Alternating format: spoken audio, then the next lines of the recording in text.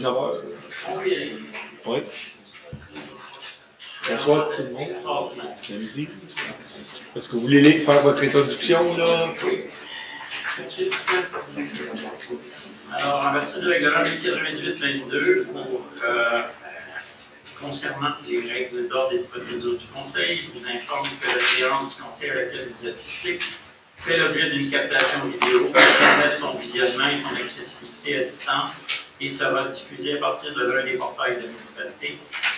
Je rappelle à toutes les personnes présentes et à toutes celles qui prendront la parole que la présente séance du Conseil est un événement public tenu dans un lieu public dédié à l'exercice de la démocratie. Celle-ci doit s'exercer librement et respectueusement. La captation débute lors de l'ouverture de la séance et prend fin au moment de la levée de celle-ci. Merci, M. Coteau. Bonsoir tout le monde. Bienvenue à cette session du Conseil du 20 juin 2023. On a deux parties à la rencontre, soit une séance extraordinaire où il y aura 5 assemblées de consultation. Donc, on prendra les questions, interventions là, des gens là, pour chacune des assemblées de consultation. Puis quand on aura terminé la séance extraordinaire, on va passer à la séance ordinaire, auquel moment on pourra avoir des questions sur l'ordre du jour et des questions d'ordre général. Donc, je vais demander, peut-être qu'on va prendre un moment de réflexion.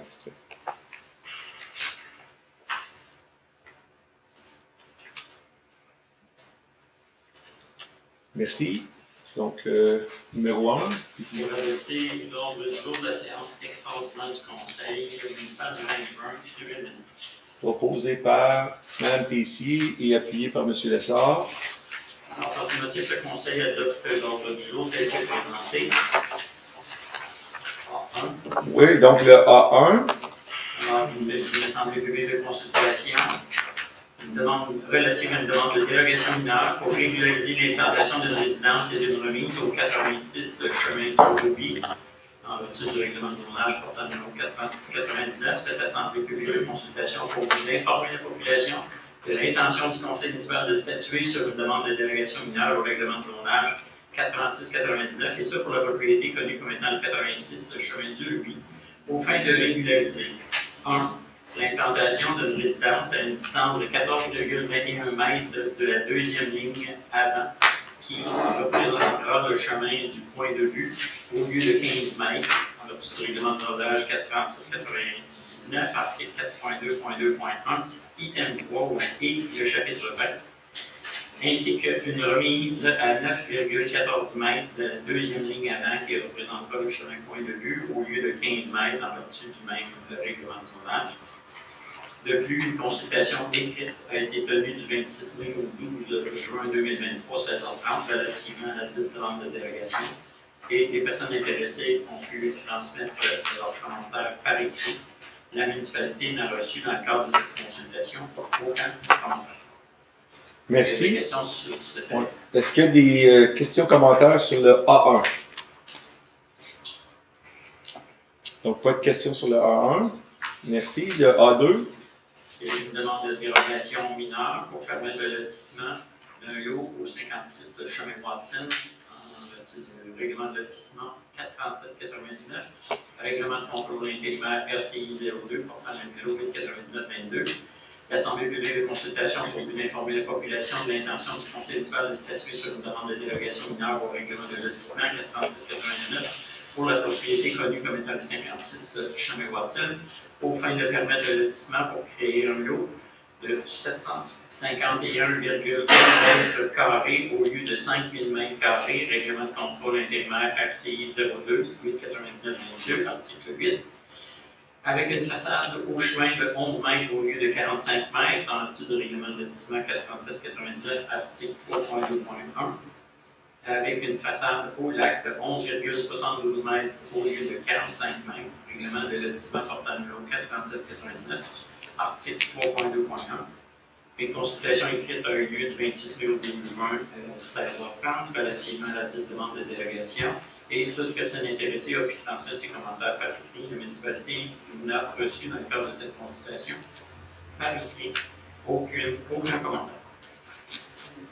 a-t-il des questions sur le A2? Pas de questions. Le A3. C'est pour une demande de dérogation mineure, permettre l'implantation d'une habitation de 4 logis au 1661 route principale, en dessous du règlement de zonage portant le numéro 4699. L'Assemblée publique de consultation pour mieux informer la population de l'intention du Conseil municipal de statuer sur une demande de dérogation mineure au règlement de zonage 4699, article 17.2, au fin de permettre l'implantation d'une habitation de 4 logis à une distance de 16,09 mètres de la ligne avant, au lieu d'un minimum de 35 mètres, et ce pour la propriété connue comme le 1661 principal. Depuis, une consultation écrite a eu lieu le 26 février juin 16h30 relativement à la demande de dérogation mineure.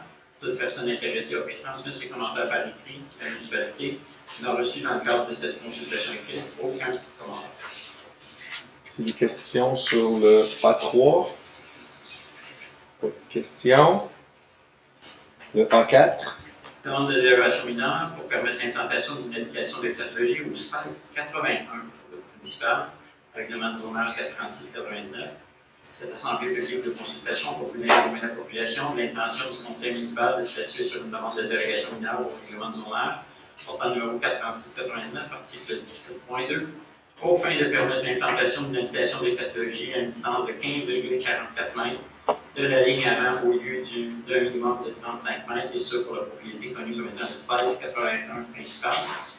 Depuis, une consultation écrite a eu lieu du 26 mai au 12 juin 2023 16h30 relativement à la dite demande de dérogation. Toute personne intéressée a pu transmettre son commentaire par écrit et la municipalité n'a reçu dans le cadre de cette consultation écrite aucun commentaire.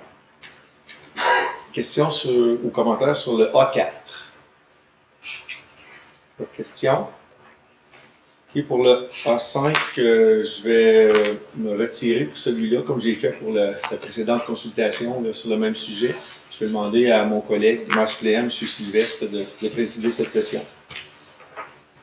Donc, il s'agit du projet de règlement AM 113, seconde version, pour amender le règlement d'urbanisme portant le numéro 436-99, règlement de tournage. Nouvelles mesures pour encadrer les usages du groupe industrie.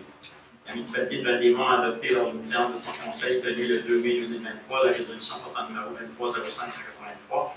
Le premier projet de règlement AM 113 pour amender le règlement d'urbanisme portant le numéro 436-99, règlement de zonage. Nouvelles mesures pour encadrer les usages du groupe industrie. Le conseil municipal, à sa séance extraordinaire qui a eu lieu le 16 mai, a tenu une assemblée publique de consultation pour faire entendre les personnes ou organismes qui désiraient s'exprimer sur ce projet de règlement AM 113. Suite à cette consultation publique, des changements ont été apportés au projet AM 113. Un second avis de motion a été donné à la séance ordinaire du conseil tenue le 6 juin 2023, conformément aux exigences de la loi sur l'aménagement et l'urbanisme du Québec. La municipalité tient cette assemblée publique de consultation pour expliquer le projet, entendre les personnes et organismes qui désirent s'exprimer. De plus, une consultation écrite a eu lieu du 12 au 19 juin 2023, 16h30, relativement au petit projet. Toute personne intéressée a pu transmettre ses commentaires par écrit. Le projet a pour but de modifier le règlement de zonage portant le numéro 436-99 de façon à remplacer et introduire de nouvelles mesures pour encadrer davantage l'implantation d'usage du groupe d'industrie qui soit situé dans un parc industriel ou ailleurs sur le territoire de la municipalité de Val-des-Monts, et ce, afin d'éviter ou d'atténuer les impacts sur la qualité de vie du voisinage et la qualité de l'environnement. Le projet de règlement prévoit de remplacer les normes régissant la bande de verdure paysagère prévues pour un usage du groupe industrie par des normes établissant une bande de tampon pour éviter d'atténuer l'impact visuel et sonore. Suite à la consultation publique tenue le 16 mai 2023, des changements ont été apportés au projet de règlement relativement aux articles 17.12.3 concernant la bande tampon, pour ajouter la notion suivante: le taux de survie des arbres et arbustes va être de 70%, ici en incluant dans le calcul les arbres et arbustes endommagés ou affaiblis, alinéa C. Éloigner B, à éloigner davantage la clôture opaque de la limite de la propriété, passant de 5 mètres à 7,5 mètres, alinéa E. C'est modifier l'échéance pour compléter l'aménagement de la bande tampon en remplaçant le délai de 24 mois qui qui suivent la date de délivrance du permis de construction pour convenir à ce qui suit qu'elle doit être complètement aménagée avant le début des activités de l'entreprise. Si les activités débutaient entre le 1er novembre et le 15 avril, un délai jusqu'au 1er juin serait accordé pour l'aménagement de cette bande tampon. Dans tous les cas, le délai ne doit jamais dépasser 18 mois qui suivent la date de délivrance du permis de construction, alinéa F. De plus, suite à cette consultation publique, un nouvel article intitulé 17.12.4 Arbres hors des bandes de tampons a été introduit pour revoir ce qui suit. Un terrain d'usage du groupe industrie doit avoir un arbre par 200 mètres carrés de terrain qui n'est pas occupé par un espace de stationnement, de chargement de bâtiments ou de construction autorisée. 2. Introduire une disposition exigeant le dépôt et l'approbation d'une étude d'impact environnementaux avant l'implantation d'un usage du groupe industrie pour évaluer les impacts environnementaux anticipés par l'usage industriel.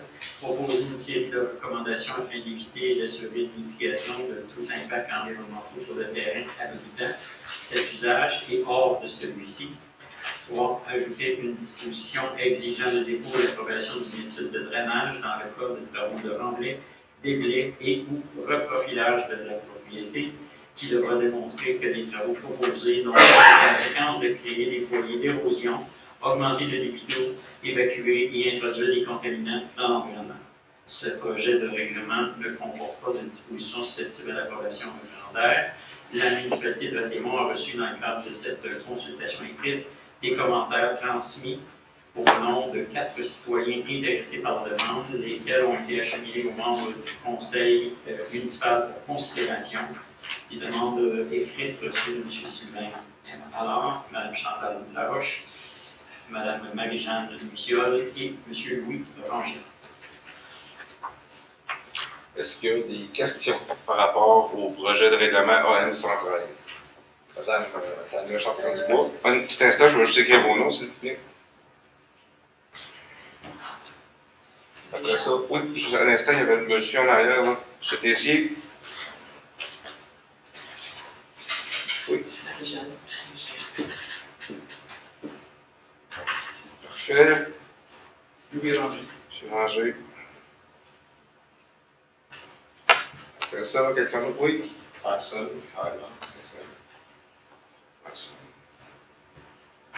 M. Conway, c'est ça? Est-ce qu'il y avait quelqu'un d'autre? C'est tout? Parfait, Madame Chartrand-Dubois. Retour. Lors de la première consultation publique, vous avez reçu une minute courriel dont les parties étaient et c'est tout ce qu'il y a eu comme modification sur ces 9 courriels-là. Adhérents. C'est une critique, vous avez le droit. Oui, bien, c'est comme un petit peu inquiétant parce que sur toutes les choses que les gens disent, c'est tout ce que vous retenez.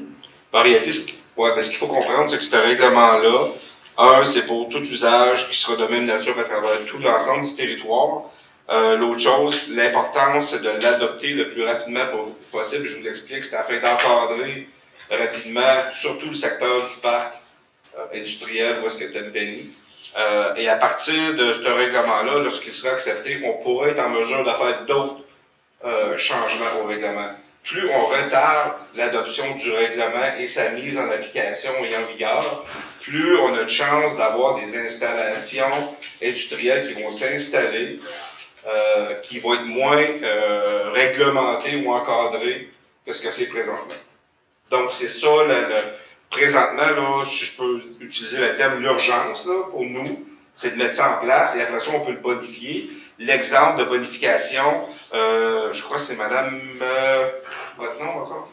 Luciol qui a parlé de la lumière, je ne me trompe pas, de la pollution lumineuse. Madame Laroche qui a parlé de la pollution sonore. Donc ça, c'est des éléments qu'on va intégrer, qu'on va mettre en place là, dans l'analyse pour venir bonifier ce règlement-là. Mais si on attend d'aller faire des études, d'aller chercher ce qu'il faut pour non seulement être en mesure de suivre le règlement, mais de l'appliquer et d'avoir les bonnes mesures, bien, c'est certain qu'on ne s'en tirera pas avant septembre, octobre, peut-être novembre. C'est ce qu'on veut pas. Là. Ce qu'on veut, c'est de mettre ça tout de suite. Et après ça, chercher des éléments positifs que les citoyens ont nommés pour les intégrer au règlement. Bien, c'est toujours en cours. Là, Ben, le AM 113, si je peux m'exprimer ainsi, là, il ne meurt pas, il est sur notre table à dessin. Oui, mais les lumières, le son, le bruit. Nos services ont été interpellés pour commencer l'analyse, puis même qu'il y avait une suggestion, je pense que c'est M. Ranger, d'aller chercher une firme externe pour proposer des bonifications. Non, peut-être. c'est M. Charon. Ah, c'est M. Charon. Donc, ce sont des éléments qui sont, je suis posé dans le pipeline de décision là, pour l'intégration dans ce règlement-là. C'est bon? Parce qu'on veut vraiment l'accepter là, pour après ça, venir le bonifier. OK. Merci. Monsieur Tessier? Oui, on va revenir à ça. J'ai peut-être l'impression que ça créait un effet gel sur les permis. Donc, s'il y avait eu, si en attendant les permis sont gelés, il ne devrait pas avoir d'installation. Ben, en réalité, si la demande a été faite avant l'adoption de ça, ben non, ça a son cours. Mais quand ça c'est accepté, ben là, tu ne peux pas soumettre un nouveau projet. À moins que je me trompe, là, mais. Tu utilises quand la demande est faite ou quand le permis, tous les documents sont déposés, le permis canadien? Vérifier la matière grise dans ce domaine. Parler de la couleur de mes cheveux. C'est l'avis de motion, la date de l'avis de motion qui crée l'effet de gel Merci. par rapport aux demandes de permis. Donc, si les demandes de permis sont antérieures à l'avis de motion, ils ne sont pas assujettis aux mêmes règles. Mais toute demande de permis qui serait complète. Quelle vérification. Donc, il n'y a pas vraiment de presse à aller. Tu sais, ce que je veux dire, c'est qu'il n'y a pas autant de. Non, c'est parce qu'il y a toute une réglementation par rapport au nombre de jours pour l'avis de motion. Donc, on ne peut pas reporter finalement. À défaut de quoi, le projet de règlement devient caduc, donc on retourne à la case de base. Ma question. Votre sous-question. Ma question. Merci. Oui, c'est concernant le bruit des Oui. sons. Madame Chantal, La Roche. La Roche, on avait parlé un peu. Oui. Il y a une bande tampon de 30 mètres, 7,5 mètres, puis c'est bien en termes de barrière de son. Nous, on le vit, puis il faut d'abord travailler. On s'entend que même les activités qui, dans leur permis, ne font pas de bruit, on les entend très bien à la maison. Et moi, j'ai ça, une barrière de 5 mètres, sur le bruit. Le bâtiment, il y a une autre barrière à 300 mètres de l'opération, l'enfant, c'était chez nous. Donc, il doit bien y avoir des façons d'atténuer ça d'une meilleure façon que juste d'agrandir une barrière de verdure qui n'est pas nécessairement efficace pour créer des sons. Il y a des barrières qui font ça.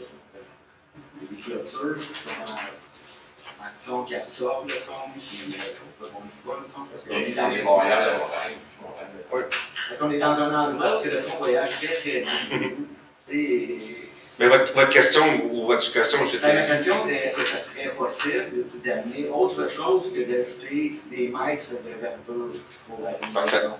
D'amener des vraies solutions à long terme.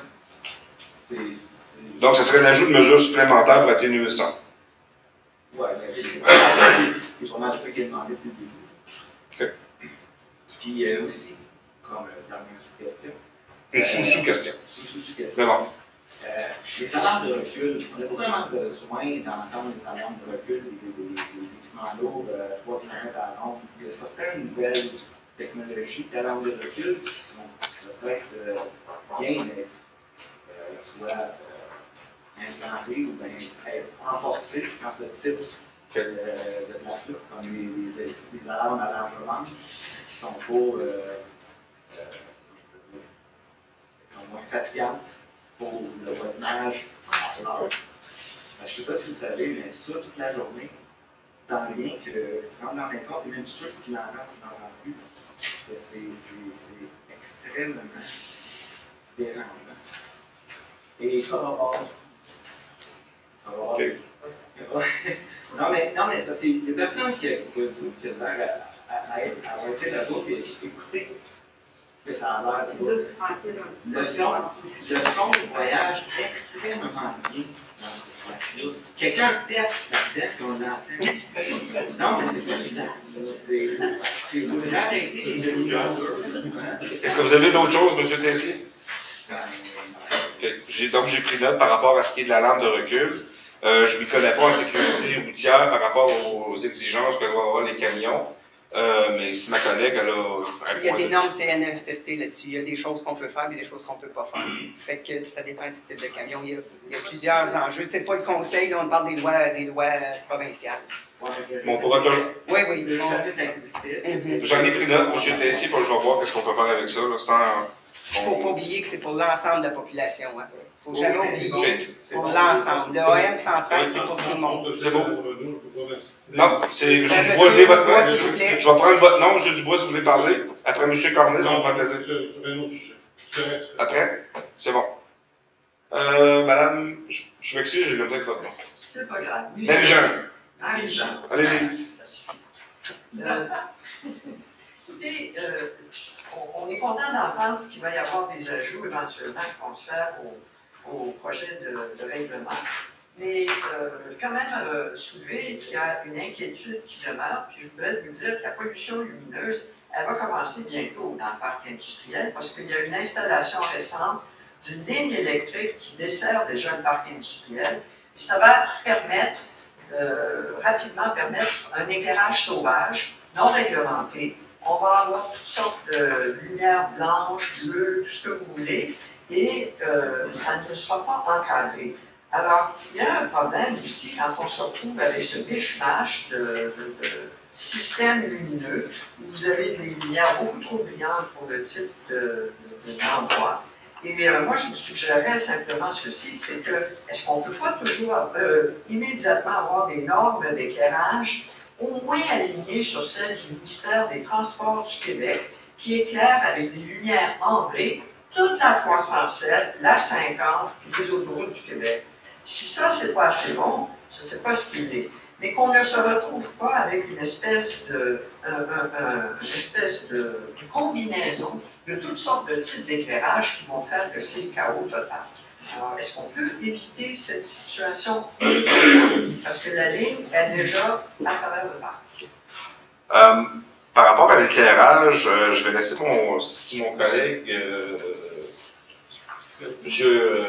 Olivier, là, de mémoire, il existe un règlement déjà au niveau de la municipalité par rapport à l'éclairage.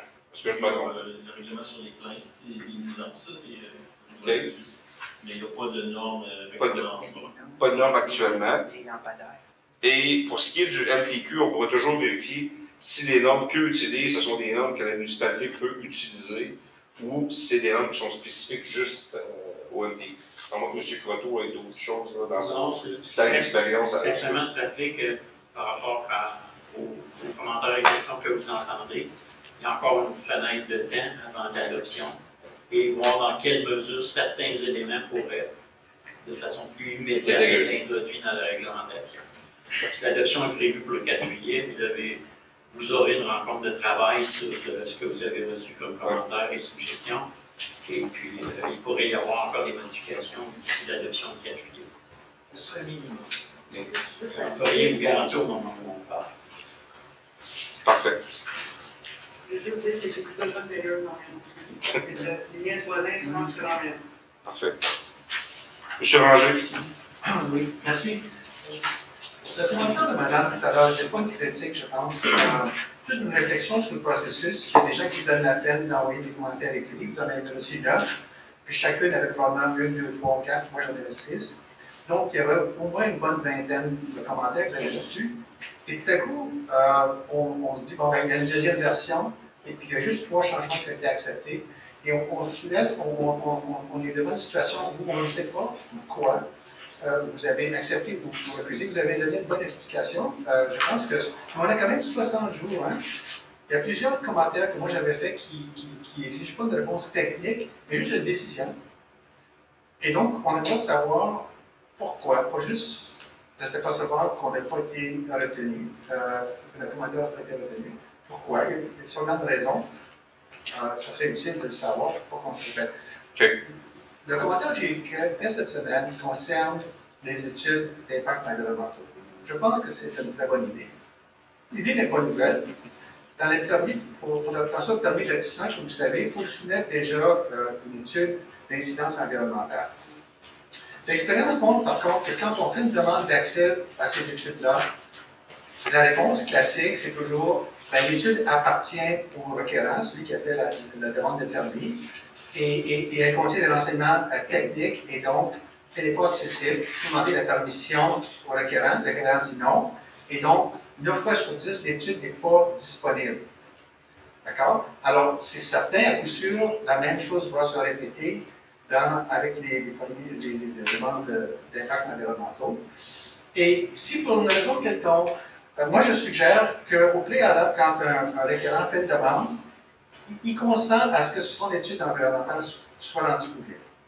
Mais si, pour une raison légale, vous ne pouvez pas le faire, bien je dis, à ce moment-là, pourquoi ne pas avoir à chaque année une vérification par un expert indépendant qui émet un rapport qui est public, puis qui nous donne quand même une certaine assurance que la conformité et la qualité dans l'étude environnementale, pour qu'on puisse au moins avoir un rapport. Sinon, il n'y a pas de transparence. Puis honnêtement, ça amène la crédibilité d'une bonne idée au départ. OK. Merci. Si je peux me permettre, M. Ranger, dans votre questionnement, c'est que la conformité, en réalité, les experts qui sont embauchés par les promoteurs pour effectuer ces études-là sont eux-mêmes accrédités, ce sont eux-mêmes des professionnels, souvent régis par des ordres professionnels. Donc, en réalité, lorsque les services demandent ces études-là, les documents qui sont fournis, ben, c'est par des gens qui sont qualifiés, certifiés. M. Olivier, M. Croteau, corrigez-moi, là. Donc, si en plus vous voulez une autre, c'est comme si vous voulez rajouter une couche à cette validation-là, si je comprends votre question, là.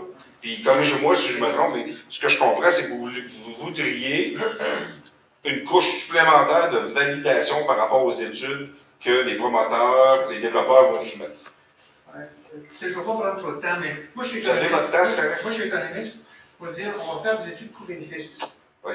Vous allez avoir autant de méthodologie puis de résultats que vous avez d'économistes.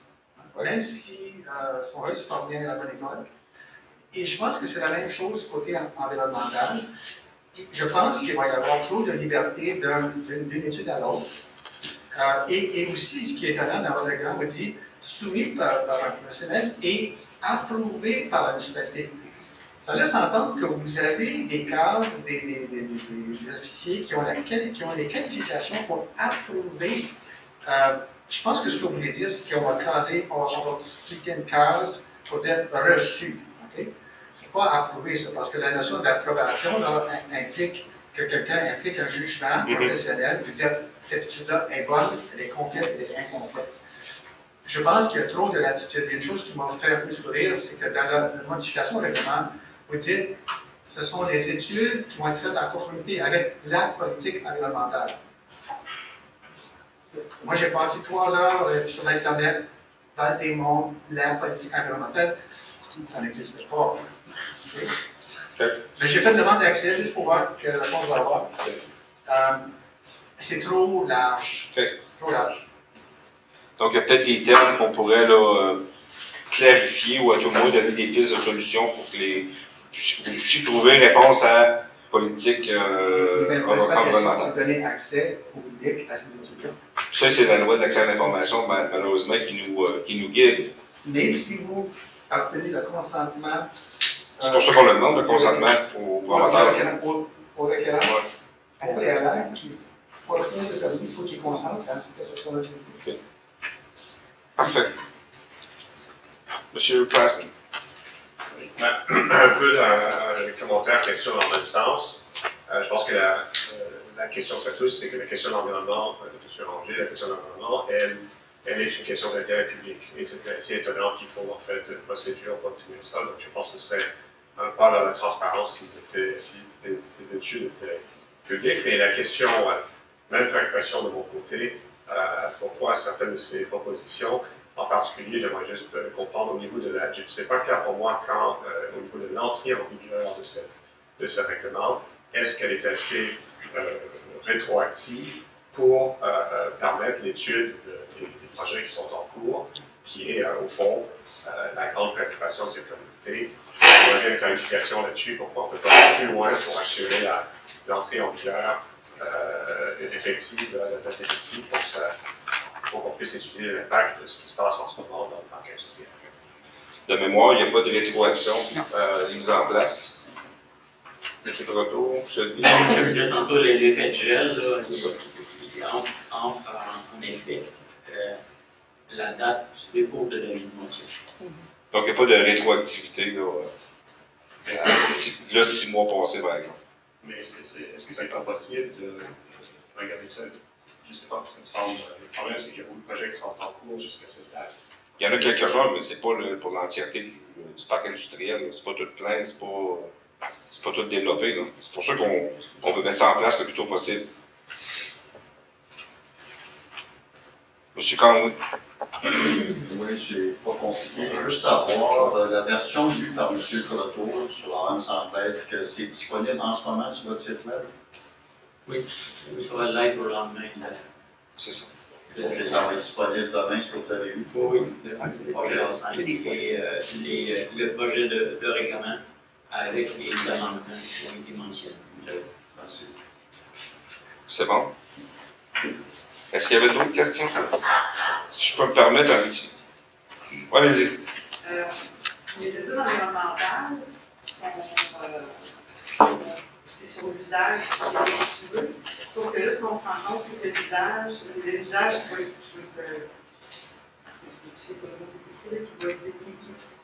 qui vont vouloir faire. Sauf que présentement, ce qu'on se rend compte, selon un document qui est reçu de certaines personnes, c'est qu'il y a une entreprise de camionnage, une entreprise de camionnage et de transport de l'Europe de pesant en vrac dans une zone industrielle. Mais son permis de construction, c'est écrit entreposage et distribution de pesant en vrac, entreposage extérieur avec un garage. L'autre entreprise qui a eu un permis après la promotion, ils ont un document avec une information qui dit que les documents déposés sont en date du 25 du 3 mai. Donc, après la promotion, c'est un entrepôt, un très très gros entrepôt, lequel ne faut respecter pas le schéma de couverture de risque. Pour pas eu de demande à la MRC pour l'incendie, pour risque d'incendie, pour que j'appelle après ça finalement la municipalité qui gère ça, les risques d'incendie, et que tous les bâtiments dans une zone industrielle sont trouvés à haut risque. Est-ce que vous pouvez m'envoyer un courriel avec toute cette information-là? Je suis. Dans le règlement de zonage permis certifié. M'envoyez-moi particulièrement avec ce que vous venez de me dire, là, pour on fera des vérifications. Parce que là, je me rends compte que le deuxième bâtiment qui a eu un permis, il y a aussi 120 carrés, c'est une grosse place. C'est écrit en proposage. On a vraiment l'impression que c'est une compagnie d'excavation qui va sûrement faire de la mécanique. Fait que là, je me demande, les études d'impact environnemental vont refléter quoi exactement? Ce qui va peut-être être fait ou ce qui va être écrit dans le permis. OK. C'est bon. Donc, si je peux me permettre un petit 2 minutes, juste pour peut-être faire un petit résumé là, de ce que vous avez soulevé comme point. Là. Ce que j'ai cru, l'importance de ce que je ressors, c'est depuis le tout début, là, les commentaires qui ont été proposés par les citoyens d'y répondre. Par l'affirmative ou la négative, c'est-à-dire que si vous avez mentionné quelque chose qu'on ne l'a pas accepté ou qu'on ne vous ne voyez pas dans le règlement, c'est de vous dire pourquoi. M. Ranger, c'est un peu ça, je pense, que vous avez soulevé. Mettons, monsieur, c'est ça. Puis aussi, il y avait d'autres. La lampe de recul, il y avait une pollution lumineuse qui est revenue. MTQ, par rapport aux études environnementales, bon, si c'est possible d'intégrer. Puis de vous former une série de réponses aux questions que vous avez soulevées depuis le début, incluant ce soir. Ça va? Je pense que j'ai fini ma job, monsieur le maire. Monsieur Villeneuve. Juste un commentaire. C'est bon pour ça. Zone la zone tampon. Oui. Tu as des arbres là-dessus, pourquoi tu fais pas comme ceux qui municipalités font? Une bande de terre qui empêche de sortir. Puis on mettait des arbres sur le top si vous voulez avoir la beauté, mais une grosse bande, comme Oh, oui. Puis, pour le défi des camions, la ville de Kenzie a eu le même problème avec leurs camions là, pour l'entreposage de leurs efforts. Puis oui, il y a des nouvelles défis qui préoccupent. que c'est approuvé par la MDQ. Puis, Ok. ouais, c'est ça. Parfait. Tout est bonus. Merci. Oui. C'est tout. Donc, le bulletin numéro 2, C'est le relevé de séance extraordinaire du 20 juin. proposé par Mme Tessier et puis par Mme Gauthier. Forcément, c'est la première séance et le OK, donc, on est dans notre moment de réflexion.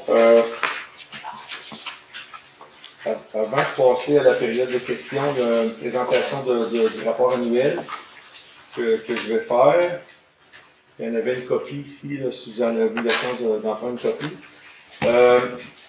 Donc, cher Mont-Valois, le 16 mai dernier, lors de la séance ordinaire du conseil municipal, les états financiers de notre municipalité ont été dûment présentés par l'auditeur indépendant, soit par Mme Catherine Miette de la firme Amiette Gélina, société de comptables professionnels agréée.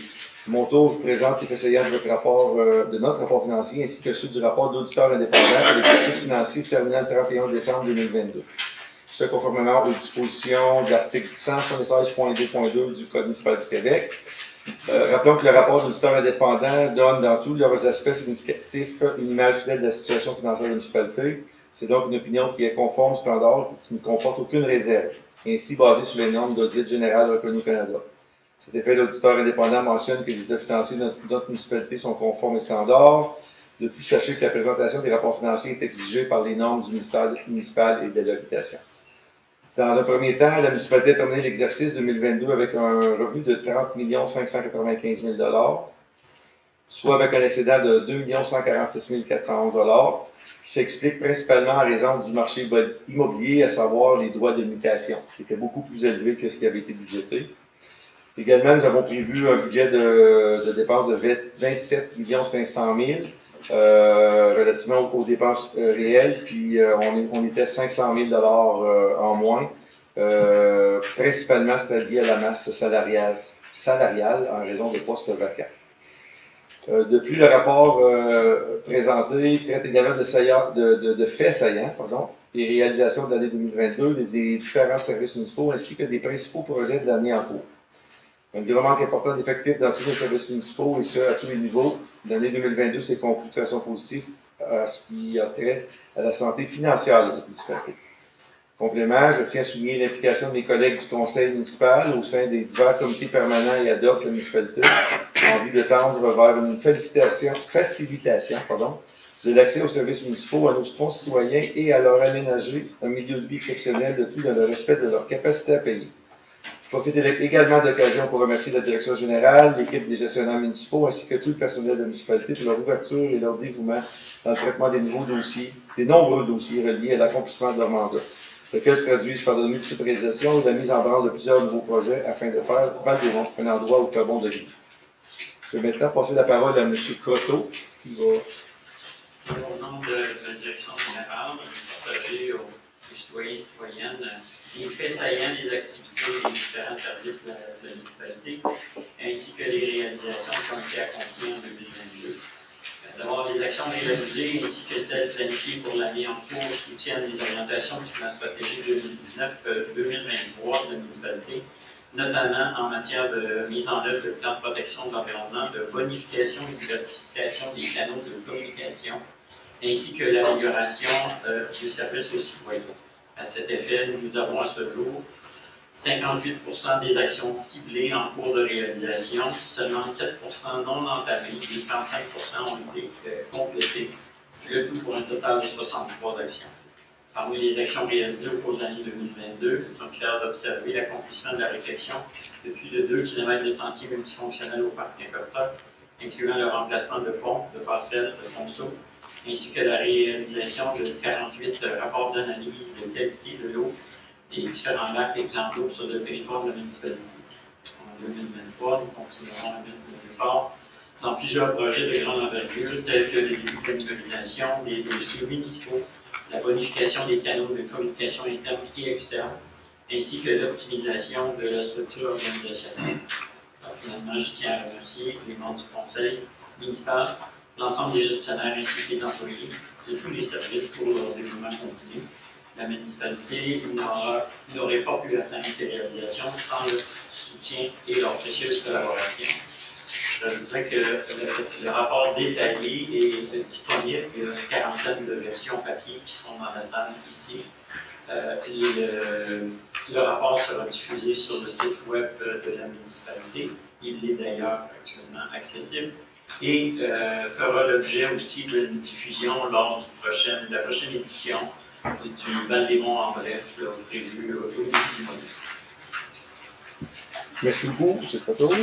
Peut-être juste avant de passer à la période des questions, je vais faire une petite annonce. Là, à compter de demain, vous allez voir là, sur une différente plateforme d'information concernant l'élection partielle pour le district numéro 3. Le siège laissé vacant suite à la démission de M. Bergeron. Donc, il y a une période de mise en candidature là, qui va débuter, qui va aller jusqu'au 14 juillet, si je ne m'abuse. Et l'élection partielle est prévue pour le dimanche 13 août. Donc, regardez sur nos plateformes, là, on aura l'information à ce sujet. OK, pour la période de questions, je vais prendre les noms, juste indiquer si c'est des questions sur l'ordre du jour ou d'ordre général, puis on passera, comme d'habitude, ordre du jour en premier, puis ordre général ensuite. Juste rappeler qu'on a 30 minutes, 5 minutes par intervenant. Une question sous question, une recommandation sous question, puis le conseil peut renouveler ou extensionner par période de 15 minutes. Donc, point d'ordre, M. le Président. Oui. Si on a un commentaire à apporter sur le rapport qui vient d'être fait, en quelle période de questions? Vous pouvez le faire lors de la période de questions. Oui. Je pense que oui. Ce sera le moment de le faire. Oui. Donc, est-ce que je conviens que c'est pas le Oui, y a-t-il quelqu'un d'autre? Questions, commentaires? L'ordre du jour, au général. Dites-moi un ou l'autre, je les prendrai dans l'ordre. Général. Monsieur Raymond Connery, hein? Oui. Connery. Oui. Ensuite, M. Charon, c'est général.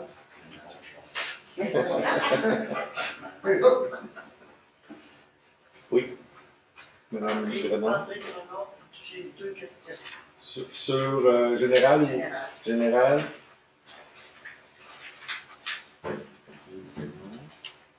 Ensuite, M. Dubois, général ou général?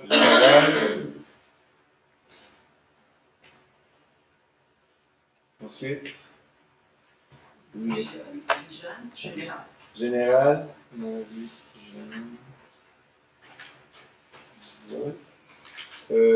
Louis Ranger, général. M. Villeneuve, général. Je ne vois pas d'autres propos. Monsieur général, OK. Pas d'autres mains. Donc, il y a M. Bolduc. Oui. Vous faites le seul avec une question sur l'ordre du jour. Oui, Jean-Claude. Je pense que c'est dans un souci d'amélioration continue que je vais faire mon commentaire. Oui. Bon rapport, qui est pas mal en ligne avec les rapports du passé. Ce que je vous note ce soir, c'est ce que je note sur les rapports anciens également. Il y a un manque de mesures de performance qui existent dans le rapport. On va réentendre ma note ici. Ah bon, ben, Je vous voyais aller, là, je savais que vous en alliez là, j'étais contente. Ça fait 1 an et demi, moi, que je dis ça. Ben, je suis heureux d'avoir une idée, en fait, cette idée-là. Puis je m'explique. Là. La performance, là, c'est une mesure de ce qui a été fait et ce qui aurait dû être fait. OK. Les seules bonnes statistiques que j'ai vues, c'était de M. Coteau avec un pourcentage de réalisation. Bon, ben, ça, c'est le genre de mesure de performance qu'on cherche à avoir qui reflète sur la performance du conseil, mais aussi de son administration. Okay. En fait, surtout de son administration. Merci pour le commentaire constructif. Comme j'ai dit, on en a déjà discuté, puis Mme Tessier est celle qui... C'est ça. Puis on en a discuté même lors de la discussion sur la planification stratégique, comment est-ce qu'on pouvait intégrer ça. Donc, merci. Question d'ordre général, M. Connery? Oui, bonjour. C'est à propos de... On a eu beaucoup de feux de forêt cette année, puis il y a beaucoup d'informations conflictuelles qui se passent. Je vous donne un exemple. Cette semaine, si si on allait sur le site de la Sorfeu pour rentrer la municipalité de Val-des-Monts, ça disait moyen de la menace. Et puis, tu as toutes les différentes coches que tu as le droit de faire, ce que tu n'as pas le droit de faire. Puis ça disait pas que tu ne pouvais pas faire de feu. Okay? Et puis, là, sur le panneau, tu as 307, ça disait moyen, mais il n'y avait rien qui disait pas de feu. Okay. Si tu allais sur le site de la municipalité, puis sur le site de la municipalité, ça disait interdiction de feu, mais il fallait fouiller, puis c'était pas évident. Okay. Des fois, c'est louche à savoir, là, celui qui est responsable demander ça, il l'a-tu fait ou ça fait 3-4 jours que ça n'a pas été demandé. Okay. Alors, vous voyez, nous, on habite autour du lac, tu parles à différentes personnes, ah, moi, je check la Sorfeu, moi, je check le panneau, moi, je check la municipalité. Puis, on a beaucoup de propriétaires, puis de gens qui viennent au lac, qui viennent d'Ottawa, puis eux, tout ce qu'ils regardent, c'est le panneau. Alors, est-ce qu'il y a une façon d'essayer de tout mettre ça en ligne, puis vraiment que le panneau, au minimum, et votre site soit à jour, à chaque jour, parce que c'est quand même assez important, parce que ça cause aussi des frictions, des irritations dans les voisinages. Parce que moi, je fais un petit feu, là, quelqu'un vient voir, oui, tu n'as pas le droit de faire un feu. Ben non, j'ai été voir sur le site de la Sorfeu. Ah oui, mais la municipalité, c'est ici. Mais là, tap. Alors, dans le but d'éviter que nos maisons brûlent, parce que vous voyez, c'est de vraiment avoir de la vérité sur votre site web et sur le panneau. On va s'assurer dès demain d'aligner nos interventions et nos panneaux et nos plateformes électroniques pour s'assurer que c'est en ligne avec Sorfeu. Puis de mieux communiquer. Qu'est-ce que Préséance, c'est-tu le site de la Sorfeu qui sont responsables ou c'est le site de la municipalité? Je sais que nous, on s'inspire de la Sorfeu. C'est pas le gouvernement du Québec. C'est la sécurité civile aussi qui, je ne vais pas en rajouter une couche, mais il y a aussi d'autres sources d'informations provinciales qui parfois sont contradictoires ou pas tout à fait C'est ça, c'est que les définitions des niveaux de feu sont pareilles, la municipalité de la Sorfeu, mais la réaction à ces niveaux-là n'est pas pareille. Okay. Alors, c'est quoi, on choisit celui qui fait notre affaire en ce moment. Okay. C'est ça qui est un peu dangereux. OK. Si vous souhaitez communiquer dans les prochains jours, pouvez-vous faire un rappel aussi sur les feux d'artifice? Absolument. Oui. Justement, c'est ça. Okay. C'est déjà en ligne. C'est déjà en marche. Ça fait seulement, mais c'est parce que ça fait. Ils disent qu'ils ont le droit. Okay. On va s'assurer qu'on va couvrir des feux, les feux à ciel ouvert et les feux d'artifice. Ouais. Merci, M. Conley. Richard. Moi, le festival Cotina, cette semaine en face, puis quand je suis arrivé samedi après-midi, tout ça, c'était tout marqué pour le faire parking sur le bord. Moi, c'est un festival, ça faisait de loi et l'ordre. D'où ça venait, ce règlement-là, tout à coup cette année, fait que là, parle-toi où tu veux, arrange-toi, mais stationne pas sur le bord de la route. Parce que peut-être un bord ou l'autre bord, Hier soir, je suis venu faire le tour avec les gars un peu à ramasser. Puis en m'en retournant, j'ai arrivé en avant du parc de soccer. Tout le monde est parti sur le bord de la route. Au développement. J'avais un gars, je parle avec la main droite. Là, je ne peux pas trop savoir ce qui s'est passé. Je sais que c'est arrivé à la dernière minute. Non, en fait, ça vient de l'année passée. Quand on a eu le festival l'année passée, il y a eu des gens qui étaient stationnés sur le bord de la route qui ont eu des contraventions. Là, on s'est dit, bon, cette année, on va se prendre mieux. Ce que je veux dire, c'est que l'année passée, tout de suite l'année passée, on a parlé avec la MRC des Collines, puis on a dit, pour 2023, on aimerait ça qu'on fasse la même chose. Donc, la MRC des Collines nous a demandé, pour que nous, on puisse intervenir ou ne pas intervenir au point des interventions, on a besoin de l'aval du MPQ. Donc, on a demandé au MPQ, puis le MPQ a dit, non, pas de stationnement sur le bord de la route. Donc, ils nous ont formellement interdit de nous stationner sur le bord de la route. Donc, c'est pour ça qu'on a pris les mesures qui ont été prises. C'est-à-dire qu'on a trouvé du stationnement sur le chemin des Iens, qui est un chemin municipal, puis des autres espaces. Puis, heureusement, on avait assez d'espace pour le stationnement. Là.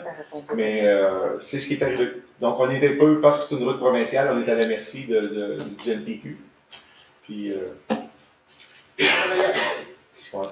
La route 307, j'ai posé la question l'an passé, exactement. Mais est-ce qu'il y a des idées qui ont été lancées, est-ce qu'il y a de l'argent qui a été demandé? Partir du pont à la Cantley, c'est pas drôle. C'est de la soirée, je suis m'en revenais, là, j'ai débarqué de sa 5, j'ai fait le chemin de l'Ouest. Quand on a embarqué sur la 300, On le sait, hein? pas de minutes à faire. Une belle engueulée. C'est une route, c'est une arcade principale. Est-ce qu'on travaille là-dessus présentement? On a interpellé, À refaire. on a interpellé le MPQ, on a interpellé le député. Le député, ce qu'il nous dit en fait, c'est qu'il nous encourage d'utiliser le courriel du MPQ, puis j'oublie l'acronyme là, que je devrais avoir, mais je l'aurai pour la prochaine session du conseil. Là. Il y a un acronyme, c'est comme 3 lettres, où est-ce qu'on peut simplement envoyer... C'est NDP, ni de poule. Non, non, c'est ça. NDP, conseil. Non, non, c'est pas ça. Il y a un courriel où est-ce que si les gens ont des endroits, il y en a plein sur la route, mais ce que je peux vous dire, c'est que depuis notre arrivée, on a eu des rencontres régulières avec le MTQ, là, depuis 3 mois à peu près, 2-3 mois. Puis le sujet de la route 307, c'est sur l'ordre du jour à chaque rencontre. Ce qu'on nous a dit, c'est qu'il n'y a rien dans les plans court, moyen terme. La seule chose, c'est qu'ils vont faire une étude pour la route 307 à partir du pont du lac Saint-Pierre, quand on allait vers le nord, vers les limites là, de Beaumont-Val-des-Bois. Ça, c'est... Pardon? C'est là qui passe le plus d'auto. C'est là qui passe le plus d'auto. Mais ce que je vous dis, c'est sur l'information qu'on a eue. Okay. Puis, mais pour de faire des pressions, si on peut dire, là, le courriel est apparemment une façon de le faire. Donc, nous, Val-des-Monts, en tant que conseil municipal, fais-tu des pressions? Alors, on va vous laisser, M. Jean. Oui, oui, puis il n'y a rien. Oui, puis il n'y a rien. Non, mais il n'y a rien. Qu'est-ce à que vous court, dites? moyen terme. Mais oui, on en fait pression. On en fait. Ben, en réalité, ce qu'on peut faire, on peut prendre votre camion, on ira à Québec s'enchaîner, là, puis on peut faire ça. Demain matin. Non, c'est ça dans la municipalité, on a vu Québec qui s'enseigne des routes, un peu partout, 50 km/h, c'est le temps d'avoir des écoles, je trouve ça merveilleux. Contrôler la circulation comme ça, il ne faudrait jamais oublier de petit peu entretenir les accotements à côté, parce que tout le monde se jette dans la gravelle à côté, il vient que des lumières flânées de trop. On en a parlé l'an passé, on en a parlé cette année. Vous parlez de certains secteurs en particulier. Devant l'école. OK, qui évite les... Il me semble dans la canette d'avocat, tu surveilles, oui, il faut ralentir le trafic pour couper à côté, on s'en fout. Mais il y a au moins l'accotement que ça ne fait pas. Les accotements, OK. Il parlait dans les cours. Si on dirait qu'on pose des pancartes, on s'en allait au volet. Merci. Ah oui, tu t'en viens. On a l'éclairage. Je fais un effort à l'étel de ville. C'est clair en 6 mois. On peut passer cette façon. Clair en tabarnak, on ne peut pas rester en face. Merci, M. Charon. Mme Grenon.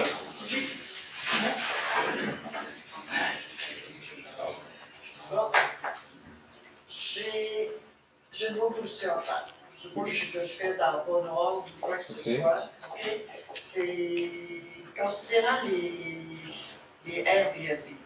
Okay. C'est certain qu'on ne peut pas arriver d'aller passer ses terrains des voisins, passer pour savoir s'ils ont le droit. Okay. On ne sait pas qui est là, puis toutes sortes de choses. Là. Alors, quand les propriétaires demandent des permis à la ville, c'est possible qu'ils puissent déjà coller une vignette, puis que cette petite vignette-là soit accolée sur l'adresse municipale, vos petites photos, Val-des-Monts, numéro, petite vignette là, accolée avec l'année en cours. Ça veut dire que c'est un résidence Airbnb autour du lac. Et d'une année à l'autre, il doit le changer. OK. Donc, vous, ce que vous proposez, c'est de l'appliquer sur l'adresse civique, là, plutôt que sur l'édifice. Parce que sur l'édifice, s'il y a un problème, il y a un parking, il y a quoi que ce soit, on ne sait pas si c'est une location, il y en a qu'on connaît très bien, là, mais ils font un feu, on ne sait pas si c'est une location, on ne sait pas à qui on s'adresse là. Fait que si ça serait adressé, ça serait bien visible, ça serait plus simple. OK, on va regarder qu'est-ce qui est possible de faire avec ça. Tu peux dans les vignettes des manipulations. Ouais. Les propriétaires seraient peut-être contents de payer 700 $ par année. C'est une vignette. Mon autre point, c'est que j'ai demandé déjà à la municipalité, puis merci M. Croteau, qui a fait suivre parce que je n'avais pas de réponse à ma question. Les règlements quand les gens ont un permis de construction. Okay? combien de temps ce commun-là fonctionne, puis tout ça. J'ai eu une réponse de Mme Métier, et puis il y a un petit bout là, qui m'agace beaucoup. En soumettant les rapports plans de vos professionnels, les inspecteurs feront l'analyse et pourront ensuite émettre le permis. À la fin de vos travaux, un certificat de localisation ainsi que les rapports sceptiques forage seront demandés. Un inspecteur de la municipalité ne se déplacera pas. Cependant, un employé de la MRC va aller pour évaluer vos taxes. Mais ça, là, on se met dans le trou, hein, ça prendrait des inspecteurs. Des inspecteurs urbanistes. Okay? Parce que moi, je ne veux pas nommer mon voisin, là. Hein? Il est tout juste au-dessus de nous autres hydriques. Puis là, ça fait 1 an qu'il creuse, puis qu'il décreuse, puis qu'il déplace la montagne, puis tout. Puis tu sais, les voix de porte, à un moment donné, sa femme a dit « Je sais pas si la ville va aimer ça. » Puis là, t'entends pas la réponse. Tu te dis « Qu'est-ce qu'il est en train de faire? » Tu sais, l'eau, là, quand... C'est ça que je fais, là. Mais ça s'en vient dans mon lac après, là. Fait que moi, là, je propose vraiment un inspecteur urbaniste quand il y a des constructions, surtout ceux qui ont de l'argent et des pépines, sont dangereux. OK. Merci beaucoup, Mme Brennan, pour le commentaire. M. Claude Dubois. Oui. Moi, je reviens avec un questionnement que j'ai fait un mot conseil, je fais une enquête, des interventions qu'il va y avoir de la municipalité envers les chemins, ce que c'est nous qui devons faire, de quelle façon ça va procéder pour que les contribuables soient ou se voient forcés de payer la note. Ça, c'est ma première question. La deuxième, je vous ai interpellé aussi au niveau des chemins privés. De mémoire, quand j'étais ici, on avait arrêté les constructions, les avant-projets sur des chemins privés, puisqu'on a un problème avec les chemins privés, dans le sens qu'on ne peut pas les subventionner, on ne peut pas les aider durant l'hiver, on ne peut pas les aider durant l'été, et ça nous revient par la bande, ça revenait à la municipalité par la bande indirectement. Vous avez à gérer tous ces problèmes-là. Moi, j'ai un projet qui va s'en venir à un moment donné, que je cherche des solutions pour vous rendre le plus conforme possible. Mais si vous êtes d'accord à appuyer les demandes au ministère du Transport et les subventionner, les payer, tant mieux pour moi, ça me donne une option. Si vous me dites, ben, regarde, le chemin privé, tu peux aller faire ton erreur projet suivant ça, ben, je n'aménagerai pas le chemin privé, pourquoi je le paierais si vous ne le payez pas? C'est un peu mon questionnement. J'attends là-dessus. Monsieur Sylvain, je pense qu'il a dit qu'il vous reviendrait là-dessus. Oui, ben, je peux répondre. Je vais laisser finir avant. Au niveau des lumières, on en a parlé. Je peux vous dire qu'en 2014, on a commencé l'exercice de l'urbanisme et des travaux publics. Comme vous saviez, j'ai travaillé ici pendant quelques années, et on cherchait de nouvelles lumières pour atténuer justement la luminosité. La municipalité est au fait. Ne dites pas que vous n'êtes pas au fait, ça m'exaspère d'entendre des choses comme ça. Soit que la mémoire corporative est disparue, qu'on ne vous informe pas, ou qu'on vous informe tout simplement pas. Puis je ne veux pas être méchant quand je dis ces textes-là. Je sais, j'ai eu un avis de mon ancien confrère ici, là. Merci d'ailleurs. Puis, je peux juste vous dire, votre mémoire corporative, c'est soit qu'elle ne se rappelle plus, ou elle ne veut plus se rappeler. Mais oui, on avait un projet au niveau des lumières des années 2014-2015. Okay, je vais laisser M. Sylvestre répondre à vous. Oui. Par rapport à votre questionnement, là, la question que vous aviez posée au dernier conseil municipal, donc, mea culpa de ma part, je m'excuse, le projet de réponse n'est pas encore prêt. Puis ça, je les ai ici devant moi, là, ce que vous avez demandé. Par rapport à ce qui est des chemins privés, le RCI2 qui a été mis en place, M. Dubois, c'était justement pour permettre à des gens qui étaient à l'extérieur des noyaux villageois, mais aussi qui étaient sur des chemins privés, de pouvoir faire du lotissement. Avant l'entrée en place là, des nouveaux règlements municipaux, là, donc lorsqu'on va procéder à cette refonte-là, qui est prévue pour cet automne. Donc, à votre questionnement, est-ce que c'est possible de faire du développement sur des chemins privés? La réponse est oui. Existant. Oui, les chemins privés, c'est un chemin existant. Non, mais c'est pas. Non. OK, je vais reprendre. Un chemin qui existe, soit municipal ou privé.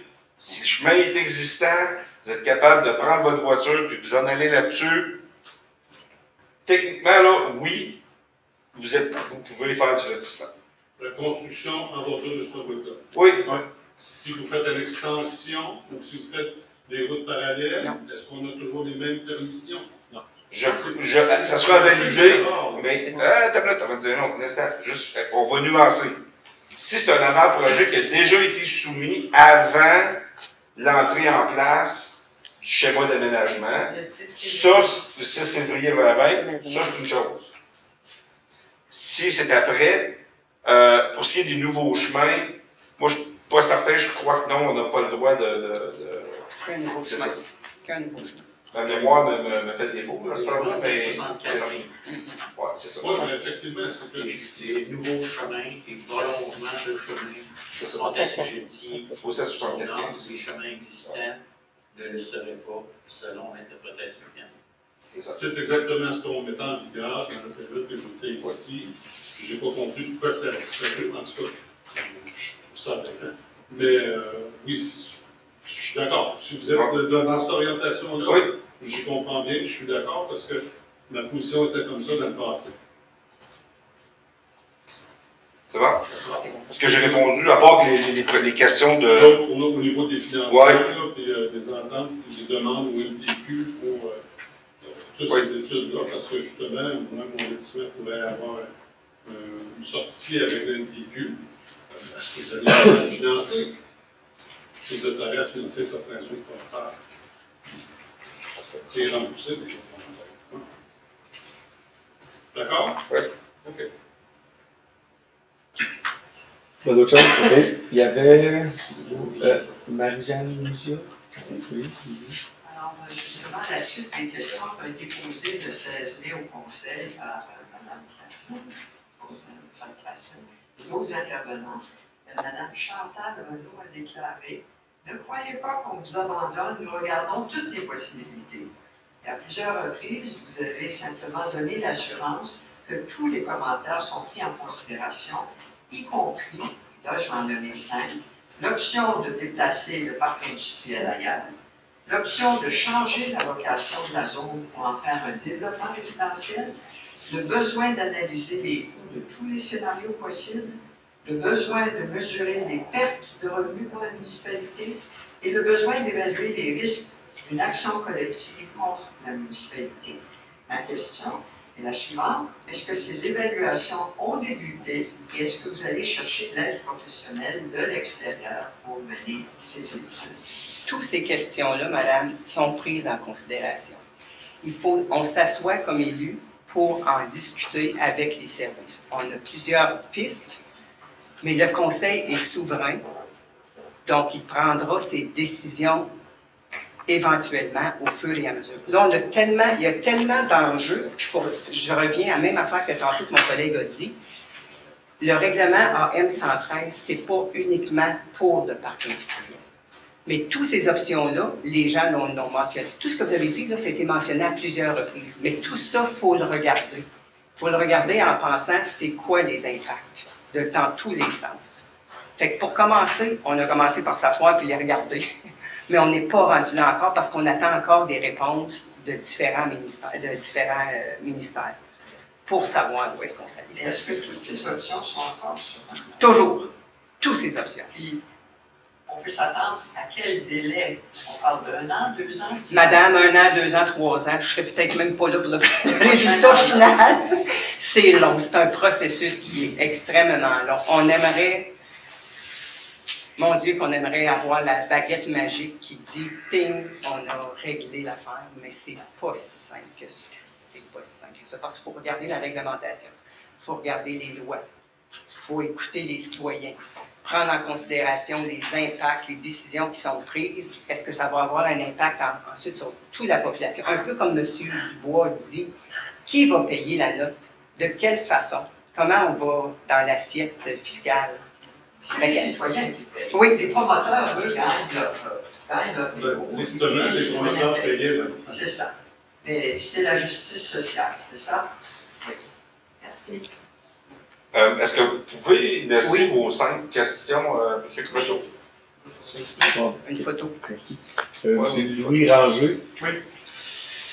Alors, bonsoir. J'aimerais partager avec vous une liste de faits accablants concernant la sécurité routière sur le chemin Sainte-Denis. La liste est un peu longue, et je m'excuse de prendre tout votre temps. On a une confirmation écrite du 15 novembre 2022 à l'effet qu'aucune étude de sécurité routière n'est effectuée ou exigée par la municipalité au moment de l'approbation du parc industriel. On a des confirmations écrites du ministère des Transports du Québec et de la municipalité, à l'effet que la municipalité n'a pas consulté le ministère à ce moment-là. On a une déclaration par un membre du Conseil, captée sur vidéo le 15 novembre 2022, à l'effet que la sécurité sur le chemin Sainte-Denis est devenue un enjeu important. On a des présentations de M. Philippe Olivier et de Mme Tania Chartrand-Dubois, captées sur vidéo le 6 décembre 2022, concernant les risques d'accidents causés par la présence de camions lourds sur le chemin Sainte-Denis. On a la fameuse résolution du Conseil municipal du 7 janvier 2023 pour demander au ministère des Transports du Québec de faire une étude de circulation, résolution que vous aviez annoncée bien à l'avance depuis le mois de novembre, et qui s'est avérée inutile. On peut se demander comment se fait-il que le Conseil municipal a été si mal avisé dans cette démarche. On a une déclaration enregistrée d'un conseil municipal le 16 février 2023 à l'effet que la gestion du risque n'a pas été optimale au moment de l'approbation du projet. On a un exposé détaillé de Jean-Sébastien Tessier, capté sur vidéo le 7 mars 2023, des problèmes de sécurité causés par la présence de camions lourds, camions tandem sur le chemin Sainte-Denis. On a la déclaration d'un conseiller municipal captée sur vidéo le 7 mars 2023, à l'effet que l'entrée et la sortie du chemin Sainte-Denis sont problématiques, même pour les voitures, pour en avoir fait l'expérience personnellement. On a un courriel de président du lac Sainte-Denis du 20 mars 2023 qui invoque les risques d'un accident impliquant un autobus scolaire sur le chemin Sainte-Denis et demandant que les activités du parc industriel soient arrêtées jusqu'à ce qu'une analyse approfondie soit effectuée. Tous ces faits datent de plusieurs mois, certains remontent à l'automne dernier. La circulation augmente sur le chemin Sainte-Denis en même temps que les risques. À ce jour, aucune mesure d'atténuation n'a été prise, n'a été mise en place. Dans son rôle d'administrateur, le conseil municipal semble ignorer le principe de précaution, qui est le principe fondamental de la gestion des risques liés à la sécurité. M. Boduc connaît bien l'analyse des risques. Le fait que la municipalité mette sciemment les personnes en danger lorsqu'elle utilise le chemin Sainte-Denis constitue de la négligence. Faut dire les vraies choses. Les probabilités d'un accident dans les prochains mois sont élevées. Les probabilités que cet accident soit grave, peut-être même mortel, sont également élevées. Si on multiplie ces deux probabilités en analyse de risque, on obtient un coefficient de risque très élevé, qu'un administrateur responsable doit tenter d'atténuer sans délai, sous peine d'être trouvé coupable non seulement de négligence, mais de négligence grossière ou de faute lourde au sens du Code civil. Dans ce cas, il est possible que les membres du Conseil ne soient pas couverts par l'assurance responsabilité de la municipalité. Ils pourraient être tenus responsables personnellement. Je vous invite simplement à vous informer auprès de vos avocats et de vos assureurs, votre assureur, et les réponses que vous allez obtenir risquent de vous faire perdre le sommeil. Quoi qu'il en soit, les faits que j'ai exposés sont tous dans le domaine public. En cas d'accident, ces faits deviendront une mine d'or pour un avocat de la poursuite et exposeront la municipalité et ses dirigeants à des risques financiers importants. Il faut s'en inquiéter. La question simple, est-ce que vous envisagez des mesures préventives dans les médias? Et la sous-question est, où en sommes-nous avec l'étude de circulation et l'étude de faisabilité d'une deuxième voie d'accès à la 306?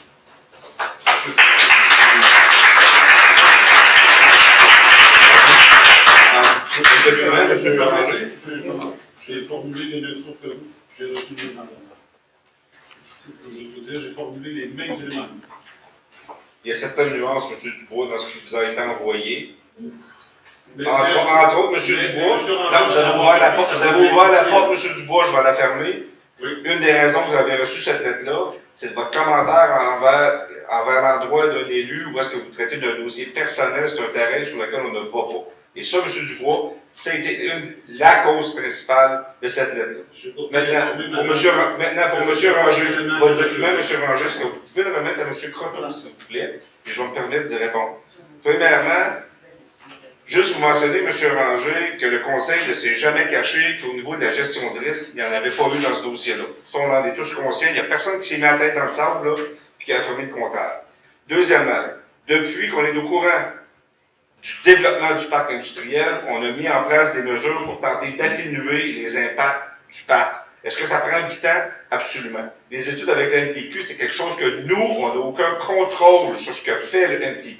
On ne fait que nos demandes, et après ça, on fait des suivis. Et ça, M. le maire pourra vous en parler. C'est lui, entre autres, qui assiste aux rencontres avec le MTQ. Maintenant, où est-ce qu'on en est rendu avec nos demandes pour le MTQ? On peut toujours faire la demande, M. Croteau en prend note, on fera une demande au MTQ à savoir où est-ce qu'il en est rendu pour, justement, ces différentes demandes-là. Allez-y. Moi, j'ai écouté, je dis qu'il faut s'en inquiéter comme contribuable, parce que je pense que vous êtes exposé. On est conscient, on a pris votre commentaire, on en a déjà discuté, on en a déjà discuté avec nos avocats. Donc, le sujet, on est au courant, on sait ce qu'on a à faire, on est parfaitement au courant de la situation, puis on fait les démarches qu'on a à faire pour justement atténuer un clignotant, une limite de vitesse, quelque chose? C'est tout ce qui a rapport avec la 307, là, M. Ranger, j'aimerais ça vous dire qu'on est capable de le faire, on le ferait demain matin si on pouvait. Malheureusement, c'est la 307, c'est Québec. Ça, j'ai rien à faire avec Québec. C'est pas la 307, Donc, je parle par rapport à la 307. Je n'ai pas mentionné Tempany. Je parle par rapport à la 307. Même mettre des avertissements sur la 307, que Tempany est là, qu'il y a des sorties de camions. Tout ce qui a rapport à la 307, on a fait nos demandes au MTQ, on est après le MTQ. Puis, M. Croteau et M. le maire pourront faire des suivis là, demain à ce niveau-là pour vous donner une réponse là, le plus vite possible. C'est bon? Ça fait partie des demandes sur Mme Chartrand-Dubois. La municipalité n'avait pas une étude qui était supposée faire, voir si c'était possible. Il y avait aussi une demande qui doit être faite au MTQ parce que ça va sortir. Ça fait partie du package qu'on demande, qu'on attend les réponses. Est-ce que la municipalité a fait quelque chose, elle, de son côté, pour commencer un meeting X, pour faire un meeting X, à cet endroit-là? C'est déjà dans le pipeline avec nos services là, pour l'évolution du dossier. J'avais une question, comment ça vous fait des bureaux sur un chemin local? Ça, c'est une question. Le règlement sur quelque part, c'est une route locale, c'est la circulation du bureau, là, c'est juste des Ça, je vais demander une réponse à nos services parce que je pense que cette question-là a déjà été posée, mais elle a déjà été répondue. On a déjà eu une réponse. Vous avez juste. Non, si on a eu comme réponse, c'est on ne peut pas interdire les véhicules lourds parce que ça va bloquer l'accès au parc industriel, au développement. Mais le parc industriel n'a pas du force parce que. Là, on va juste malheureusement, là, on va suivre l'ordre des questions. Est-ce que les études ont commencé? Pour l'MTQ. On est lancé. Non, pas d'études de circulation. Ben, ça fait partie des réponses qu'on va vous acheminer, parce que les études, ça a été demandé. On est en solution. Oui, mais vous demandez l'étude sur un instant, là. Vos demandes, là, on les a pris en note. On va vous répondre par rapport à où est-ce qu'on en est rendu avec les différentes demandes pour les différentes études. C'est bon? Non. Il y avait M. Greg Villeneuve qui avait une question d'ordre général. Moi, j'en ai une question que l'année passée. Pour la même. Monsieur le maire, est-ce que vous n'êtes pas aux yeux, par exemple, sérieusement, vous allez supprimer vos yeux quand je fais ça. Vous dites l'année passée, c'est quoi la question de l'année passée? J'ai jamais eu de réponse encore, M. Sylvain, j'en ai parlé.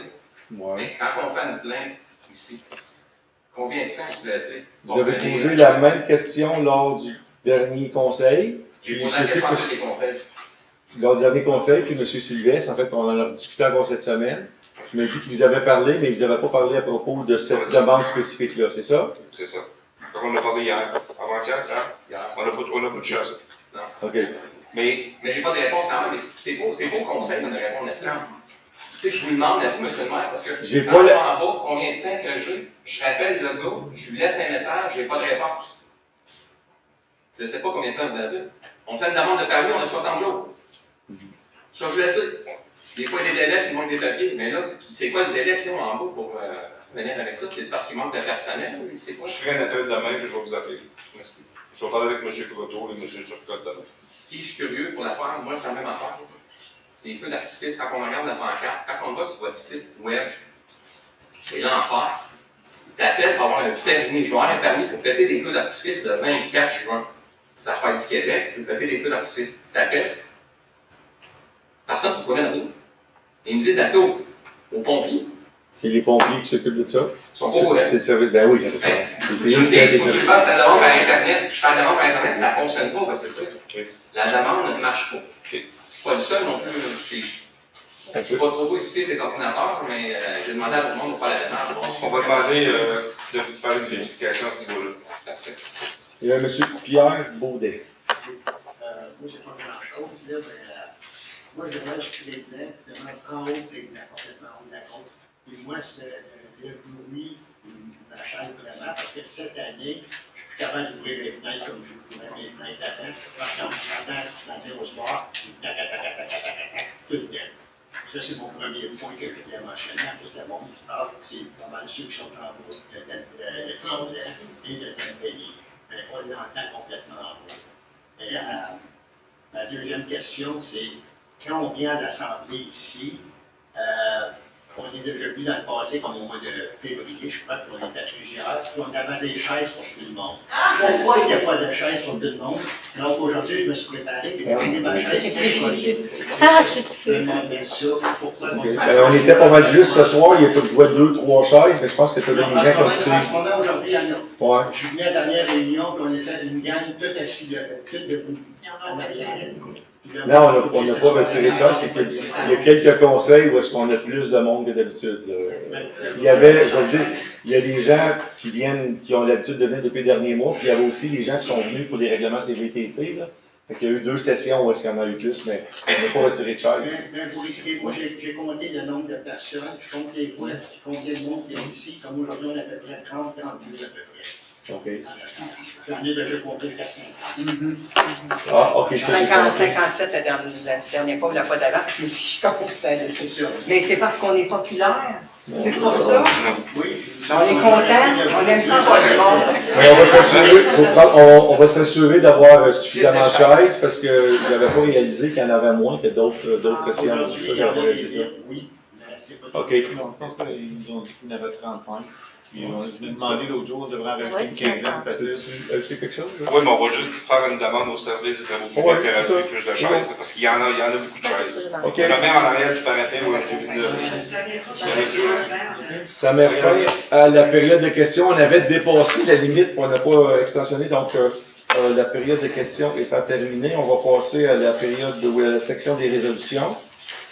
Donc, le point 1.1. Accepter l'ordre du jour de séance ordinaire du Conseil du 20 juin 2020. Proposé par Mme Gauthier et appuyé par M. Lessard. Transformatif, le Conseil adopte l'ordre du jour tel que présenté. Adopté pour accepter 1.2, pardon. Pour accepter le procès-verbal de séance ordinaire du 6 juin 2023. Proposé par Mme René ou appuyé par Mme Gauthier. Excusez-moi, j'aimerais pas compris qui est. Je demanderai à ceux qui quittent si vous pouvez le faire dans le silence, s'il vous plaît, pour qu'on puisse poursuivre l'Assemblée. Merci. Donc, c'était proposé par... Oui, c'est bon, on fait ça. C'est bon. C'était proposé par Mme Renaud et appuyé par Mme Gauthier. Le procès motif, ce conseil accepte que présenté le procès-verbal de la séance du ordinaire du 6 juin 2023 tenu à l'édifice à Valéon. Adopté. Le 2.1. Pour nommer les signataires, compte de la municipalité de Valéon, effets bancaires et autres documents avec la journée du 25. Proposé par Mme Gauthier et appuyé par Mme Tessier. Dans le procès motif, ce conseil mentionne que le préambule fait partie intégrante de la présente résolution. Nomme Monsieur le maire Jules Dagenet, Monsieur le maire suppléant François Sylvestre, l'agent de développement agricole et trésorier adjoint, directeur général adjoint Julien Coteau. La directrice du service des ressources humaines et greffière trésorière adjointe, Mme Myriam Nadon, ou le directeur adjoint du service des finances, M. Paul Rodrigue Formy, pour la signature de tous les effets bancaires et autres documents auprès de la Caisse populaire des Jardins de Gatineau. Autorise pour et de la part de la municipalité à négocier avec la Caisse des Jardins, à y déposer, à lui transférer, même au crédit du nom de la corporation seulement, tout chèque de paiement d'argent et pour des petites fins, les endosser pour la municipalité, par estampille, que tous les chèques et les ordres de paiement de la municipalité soient tirés au nom de la municipalité et signés par le maire et l'agent de développement, greffier trésorier adjoint et directeur général adjoint, ou par le directeur du service des ressources humaines et greffier trésorière adjoint, ou par le directeur adjoint du service des finances, et dans le cas d'absence ou de l'incapacité d'agir de M. Jules Dagenet, ou de vacances de la charge de maire, M. le maire suppléant François Sylvestre, membre du conseil municipal, et par l'agent de développement, directeur général adjoint, la directrice du service des ressources humaines et greffier trésorière adjoint,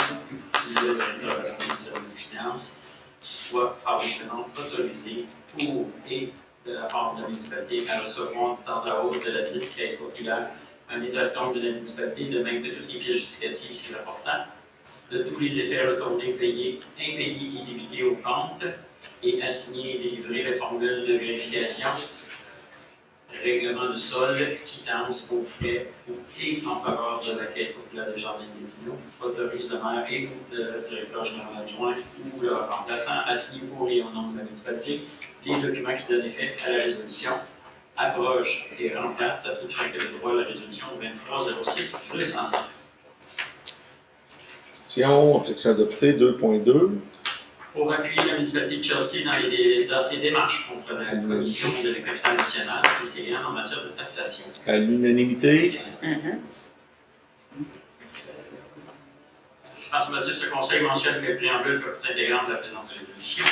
Appuie les démarches de la municipalité de Chelsea contre la Commission de la capitale nationale concernant le paiement des revenus fonciers pour des terrains appartenant au gouvernement fédéral.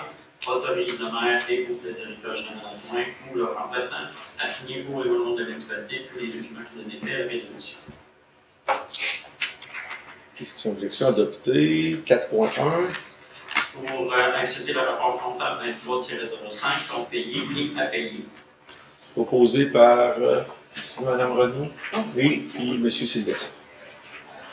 Dans ce motif, ce conseil mentionne que le préambule contient des de présente résolution, accepte sur la recommandation du directeur adjoint du service des finances l'approbation du bureau de la direction générale, le rapport comptable du mois de mai 2023 portant le numéro 23005, totalisant une somme de 1 464 094 concernant les comptes payés et comptes payés de la municipalité ainsi que les salaires, à savoir les salaires par dépôt direct pour les payes du 4 mai, 11 mai, 18 mai et 25 mai, totalisant 449 095 $. Autorise le bureau de la direction générale à effectuer les paiements à 1 14 999 $. Mentionne que le bureau de la direction générale a mis à cet effet durant le mois de mai 2023 des certificats de crédit suffisants pour 1 14 999 $. Autorise le maire et le directeur général adjoint ou leur remplaçant à signer pour le nom de la municipalité les documents qui donnent effet à la résolution. Sur objection 4.2.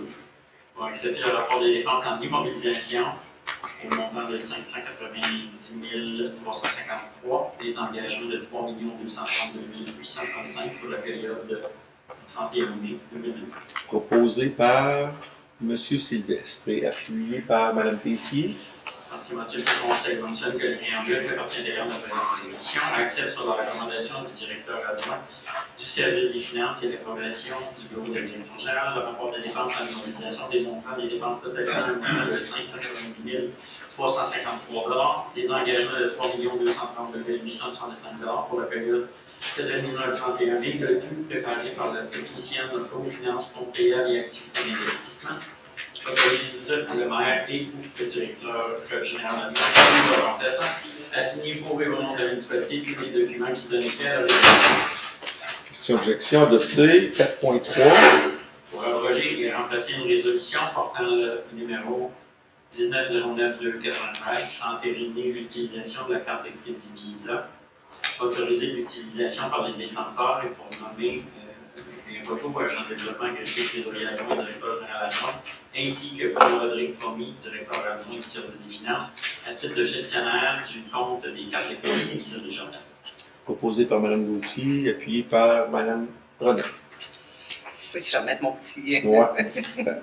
Dans ces motifs, le Conseil mentionne que le préambule fait partie intégrante de la présente résolution, accepte les détenteurs suivants à utiliser une carte de crédit Visa au nom de la municipalité de Val-des-Monts selon les directives procédures en vigueur, à savoir le directeur général adjoint, une limite de crédit de 10 000 $, la directrice du service des ressources humaines, une limite de 5 000 $, directrice adjointe du service des ressources humaines, 5 000 $, directrice des services administratifs, 5 000 $, responsable des communications, 5 000 $, directeur du service de travaux publics, 5 000 $, directeur adjoint du service de travaux publics, 5 000 $, contre-maître des arrondissements sud et nord, limite de 1 000 $ chacun, contre-maître responsable de l'équipe des infrastructures, limite de 1 000 $, directrice du service des finances, 5 000 $, directeur adjoint du service des finances, 5 000 $, directrice du service d'oiseaux et culture et vie communautaire, 5 000 $, directeur adjoint du même service, 5 000 $, directeur du service d'environnement et de l'urbanisme, 5 000 $, directeur adjoint du service, 5 000 $,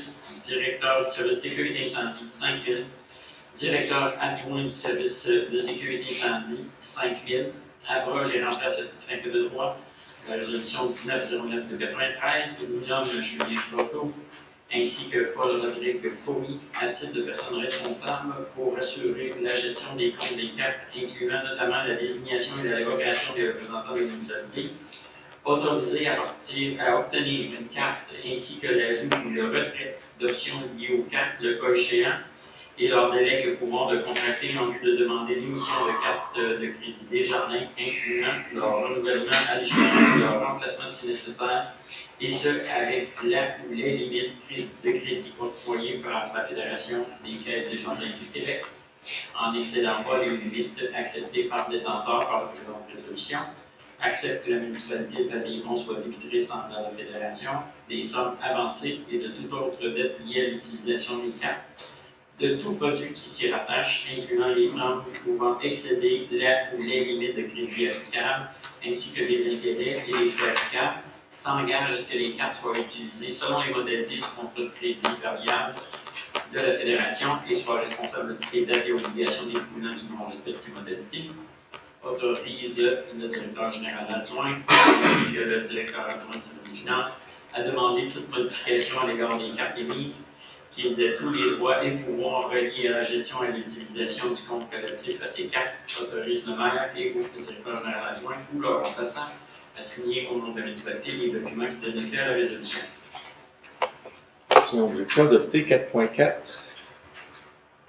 Pour retirer Mme Patricia Fillet à titre d'administratrice principale et nommer Julien Croteau à titre d'administrateur principal pour l'utilisation des services électroniques accédés à faire de Desjardins. Proposé par Mme Renaud, appuyé par Mme Tessier. Dans ce motif, ce conseil mentionne que le préambule fait partie intégrante de la présente résolution. Retire Mme Patricia Fillet à titre d'administratrice principale de l'utilisation des services d'accéder à faire de Desjardins. Nomme Julien Croteau à titre d'administrateur principal pour l'utilisation des services électroniques accédés à faire de Desjardins. Autorise le maire et ou le directeur général adjoint ou leur remplaçant à signer pour le nom de la municipalité tous les documents qui donnent effet à la résolution. Question d'objection adoptée 5.1. Pour décréter une dépense au montant de 4 000, subvention, événement de fête du Canada, association de la foire de Petit-Mont. M. Sylvestre, appuyé par Mme. Unanime. C'est unanime? Ah oui. À l'unanimité, tiens. Unanimement. C'est bien. En ce motif, ce conseil mentionne que le préambule fait partie intégrante de la présente résolution, décrète sur la recommandation du groupe de travail loisirs, sport et services communautaires et sur l'approbation du bureau de la direction générale une dépense de 4 000 $ afin d'octroyer une subvention dans le but de soutenir l'association de la foire de Baltimore pour la réalisation de l'événement de la fête du Canada, autorise le bureau de la directrice générale à émettre la subvention octroyée par chèque, compte commande ou autre, le tout conditionnellement à la réception des documents exigés en vertu de la politique de reconnaissance et de soutien aux organismes intervenants, et à ce que les mesures gouvernementales permettent la tenue de l'événement, mentionne que le bureau de la direction générale pourra requérir de l'organisme subventionné un rapport financier pour le montant de la subvention ainsi que les pièces justificatives si nécessaire. Autorise par la présente M. le maire, le directeur général adjoint ou leur remplaçant à signer au nom de la municipalité du document qui donne effet à la résolution. Mentionne que les fonds à cette fin seront pris en même le code budgétaire suivant. 4 000 $, contribution autres organismes. Question objection adoptée. 6.1. Pour nommer Mme Nicole McGill, assignation du siège numéro 3, membre du comité consultatif d'urbanisme. Proposé par Mme Renaud et appuyé par M. Lessard. Dans ce motif, ce conseil mentionne que le préambule fait partie intégrante de la présente résolution, nomme Mme Nicole McGill à titre de membre du comité consultatif de l'urbanisme de la municipalité de Val-des-Monts, lui attribue le siège numéro 3, et ce jusqu'au mois de mars 2024. Autorise le maire et le directeur général adjoint ou leur remplaçant à signer au nom de la municipalité les documents de l'effet de la résolution. Question objection adoptée. 6.2. Accepter une modification au plan d'aménagement d'ensemble, PAE, Pont Mini-Chalet au 154, chemin de rue. Proposé par Mme Gauthier et appuyé par Mme Tessier.